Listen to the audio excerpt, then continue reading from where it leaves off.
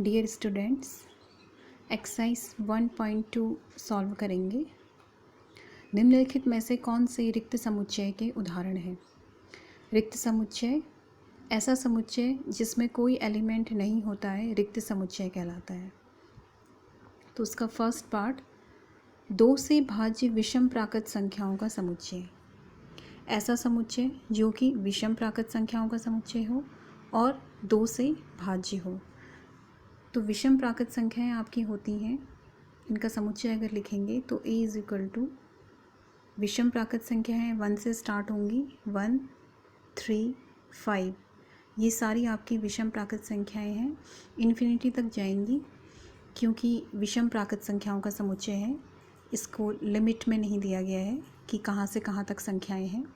और 2 से भाज्य, तो देखिए यहाँ पे कोई भी संख्या आपको ऐसी नहीं मिल रही है जो 2 से भाज्य हो। अतः अगर इस समुच्चय को हम लिखेंगे तो ये आपका होगा, इसको दूसरा नाम दे देते हैं, b इज़ इक्वल टू, मझला कोष्ठ लगा देंगे दोनों तरफ से। इस प्रकार हम इसको डिनोट करेंगे। दोबारा देखिए एक बार, b इज़ इक्वल टू, ऐसे हम इसको डिनोट करेंगे। ये कैसा समुच्चय है?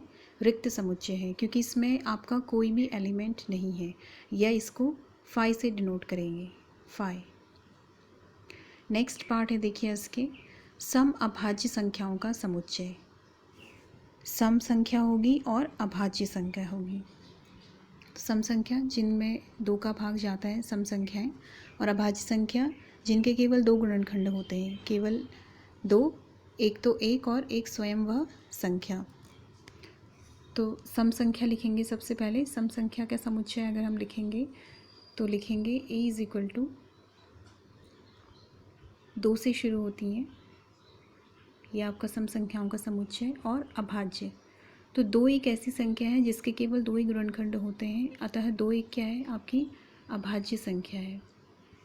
तो अतः इस समुच्चय में आपका एलिमेंट अगर लिखेंगे हम तो b इज़ इक्वल टू, माना हम लिखते हैं तो 2 आपका एलिमेंट होगा इस समुच्चय में।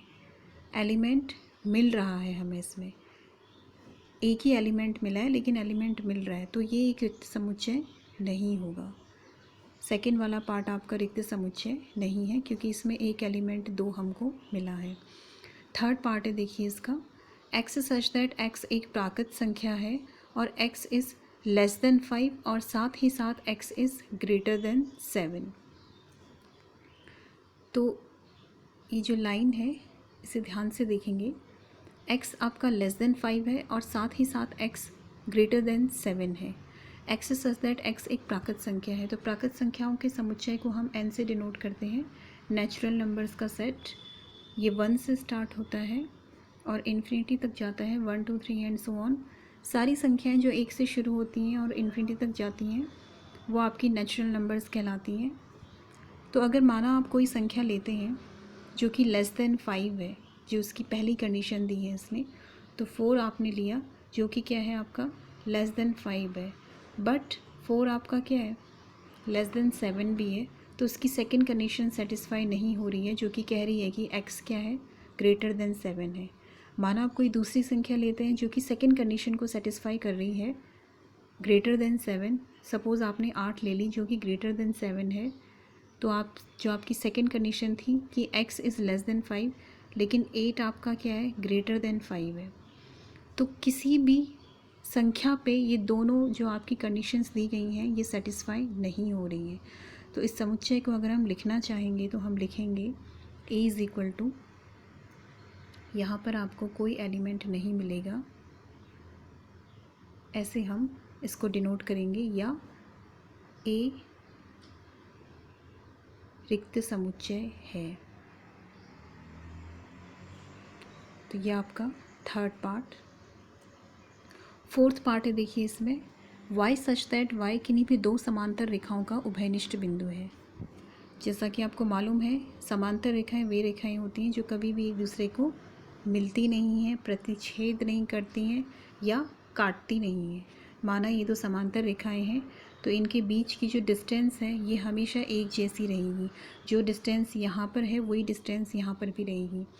तो इनका कोई उभयनिष्ठ बिंदु आपको कभी भी नहीं मिलेगा, क्योंकि उभयनिष्ठ बिंदु वो बिंदु होता है जहाँ से दोनों रेखाएं होकर जाएंगी, तो ऐसा आपको कोई पॉइंट नहीं मिलेगा। तो अतः अगर आप इस समुच्चय को लिखेंगे तो ये भी आपका एक रिक्त समुच्चय होगा। A इज़ इक्वल टू अगर हम लिखते हैं तो हम इसको ऐसे लिखेंगे, यहाँ पर क्या है, A एक रिक्त समुच्चय है। तो इस तरह से आप इस फर्स्ट क्वेश्चन को सॉल्व करेंगे।